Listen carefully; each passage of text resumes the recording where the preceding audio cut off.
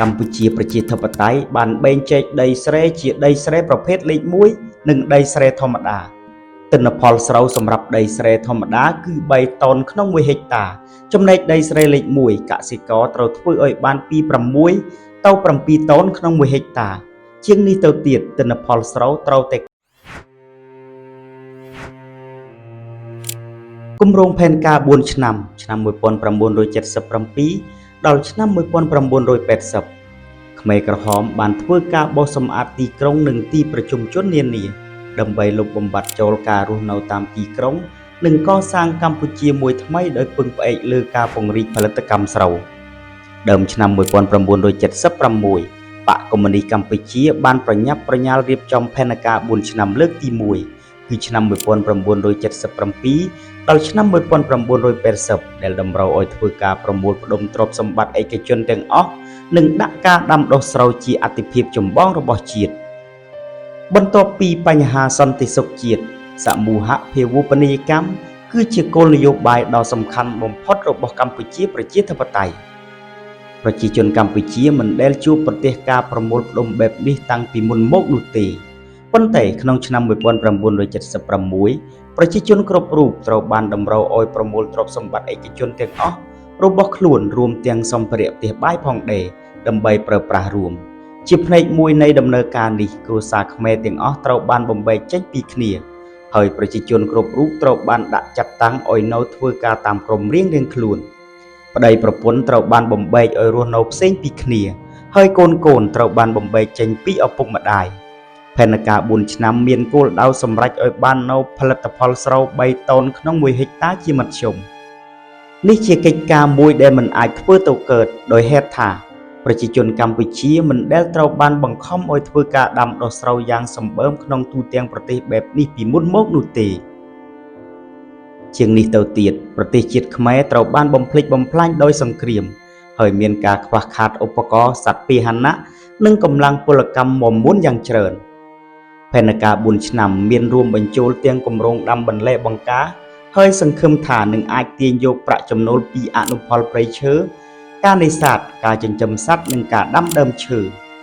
មេដឹកនាំកម្ពុជាប្រជាធិបតេយ្យសង្ឃឹមថានឹងធ្វើឲ្យកម្ពុជាមានឯករាជ្យពេញបរិបូរណ៍ទាំងវិស័យសេដ្ឋកិច្ច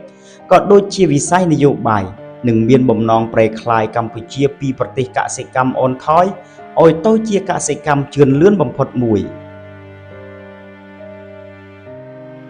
ទោះជាយ៉ាងនេះក្តីមេដឹកនាំទាំងនេះមិនបានគិតដល់ផលវិបាកនៃការអនុវត្តផែនការនោះទេនិងទុក្ខវេទនារបស់ប្រជាជនបណ្ដាលមកពីការធ្វើការហួសកម្លាំងលក្ខខណ្ឌរស់នៅមិនល្អការទទួលទានអាហារមិនគ្រប់គ្រាន់ការខ្វះខាតសេរីភាពនិងសិទ្ធិជាមូលដ្ឋាននិងជំងឺដែលគ្មានការព្យាបាលក្នុងរយៈកាលនៃកម្ពុជាប្រជាធិបតេយ្យលក្ខខណ្ឌរស់នៅរបស់ប្រជាជនមានសភាពយ៉ាប់យ៉ឺនយ៉ាងខ្លាំងរបបនេះបានបំផ្លាញសុភមង្គលនិងសេចក្តីថ្លៃថ្នូររបស់មនុស្សស្ទើរគ្មានសល់ចន្លោះប្រជាជនភាគច្រើនដឹងថាប្រទេសមួយត្រូវការអ្នកចេះដឹងដើម្បីអភិវឌ្ឍប្រទេសប៉ុន្តែខ្មែរក្រហមបានសម្លាប់បញ្ញវន្តនិងអ្នកបច្ចេកទេសអស់ជាច្រើនហើយបានបិទសាកលវិទ្យាល័យសាលារៀននិងមជ្ឈមណ្ឌលអប់រំដទៃទៀតនៅទូទាំងប្រទេសខ្មែរក្រហមបានបញ្ជូនកសិករពីជនបទដែលពុំមានបទពិសោធន៍ឲ្យមកធ្វើការនៅតាមរោងចក្រមួយចំនួនតូចនៅទីក្រុងភ្នំពេញកម្ពុជាប្រជាធិបតេយ្យបានបែងចែកដីស្រែជាដីស្រែប្រភេទលេខ1និងដីស្រែធម្មតាទិន្នផលស្រូវសម្រាប់ដីស្រែធម្មតាគឺ3តោនក្នុង1ហិកតាចំណែកដីស្រែលេខ1កសិករត្រូវធ្វើឲ្យបានពី6ទៅ7តោនក្នុង1ហិកតាជាងនេះទៅទៀតទិន្នផលស្រូវត្រូវតែកើនឡើងជារៀងរាល់ឆ្នាំនៅក្នុងទ្រឹស្ដីដែលបានចែងក្នុងផែនការ4ឆ្នាំនេះទិន្នផលស្រូវត្រូវបានបែងចែកជា4ចំណែក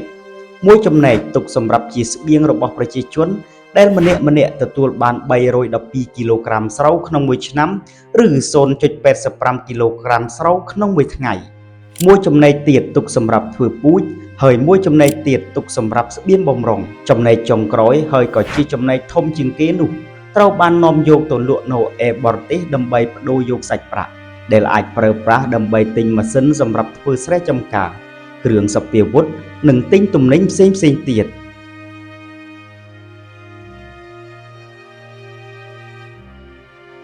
ដោយសារតែទិន្នផលស្ទើរតែមិនគ្រប់តាមផែនការដែលបានកំណត់នោះមានស្រូវតិចតួចណាស់ដែលរក្សាទុកសម្រាប់ចិញ្ចឹមប្រជាជននិងសម្រាប់ធ្វើពូជផ្ទុយទៅវិញស្រូវភាគច្រើនត្រូវបានយកទៅផ្គត់ផ្គង់កងទ័ពនិងកម្មកររោងចក្រ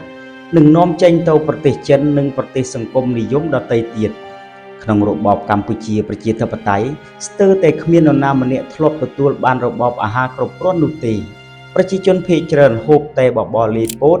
ដើមចេកនិងដើមល្ហុងហើយទទួលបានរបបអង្គរតិចជាងកន្លះកំប៉ុងទឹកដោះគោក្នុងមួយថ្ងៃមានតែកម្មាភិបាលនិងកងទ័ពខ្មែរក្រហមប៉ុណ្ណោះដែលមានបាយហូបគ្រប់គ្រាន់អ្នកដែលនៅរស់រានមានជីវិតទាំងអស់ពីរបបនេះយល់ស្របថាអ្វីដែលគាត់ចងចាំបំផុតក្រៅពីការបង្ខំឲ្យធ្វើការហួសកម្លាំងនិងការកាប់សម្លាប់ចោលនោះគឺការខ្វះខាតអាហារយ៉ាងខ្លាំងសារ៉េតអាយុ57ឆ្នាំប្រជាពលរដ្ឋនៅរាជធានីភ្នំពេញបានរៀបរាប់ពីជីវិតឈឺចាប់របស់គ្រួសារគាត់ដោយសារការហូបមិនគ្រប់គ្រាន់ថានៅក្នុងឆ្នាំ1976ដោយទ្រាំមិនបាននឹងការស្រេកឃ្លានឪពុកខ្ញុំបានដួសកូនក្អុកមកស្ងោរហូបដោយគិតថានោះគឺជាកូនត្រីថ្ងៃមួយកម្មាភិបាលខ្មែរក្រហមម្នាក់បានសម្លាប់ពស់មានពឹសហើយយកពស់នោះទៅចោលនៅលើរបងគាត់ដឹងថាពស់នោះមានពឹសដែរប៉ុន្តែគាត់នៅតែពិសាទៀតរហូតធ្វើឲ្យគាត់ស្លាប់អូនស្រីខ្ញុំនិងកូនស្លាប់ដោយសារតែការអត់ឃ្លានគ្រួសាររបស់ខ្ញុំក៏ស្ថិតនៅក្នុងស្ថានភាពដូចគ្នាដែរ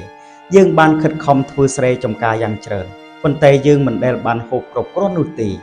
ដោយឃ្លានខ្លាំងពេកពេលខ្លះខ្ញុំកាត់ដើមត្រាវព្រៃមកស្ងោរហូបពេលហូបហើយរមាស់ពេញខ្លួនកូនខ្ញុំយំត្រហឹងពេញផ្ទះថ្ងៃមួយខ្ញុំចេញទៅស្ទូចត្រីប្រធានកងគម្រាមខ្ញុំថាធ្វើរឹកថុកទៀបទៅអង្គុយស្ទូចត្រីប្រយ័ត្នអង្គការយកទៅសម្លាប់ចោលដោយការខ្វះអាហារកូនរបស់ខ្ញុំធ្លាក់ខ្លួនឈឺជាទម្ងន់ខ្ញុំបានយកខ្សែកទៅដូរយកអង្ករមកដាំបាយឲ្យកូនខ្ញុំហូបកូនខ្ញុំហូបបាយច្រើនណាស់តែជំងឺរបស់វាកាន់តែធ្ងន់ឡើងជាលំដាប់ហើយក៏ស្លាប់បាត់ទៅកូនខ្ញុំពីរនាក់ទៀតនិងប្តីរបស់ខ្ញុំក៏ធ្លាក់ខ្លួនឈឺដែរដោយសារតែហូបមិនគ្រប់គ្រាន់ទោះជាយ៉ាងនេះក្តីខ្ញុំប្តីហើយនិងកូនបានប្រឹងប្រែងរស់យ៉ាងវេទនាជាទីបំផុត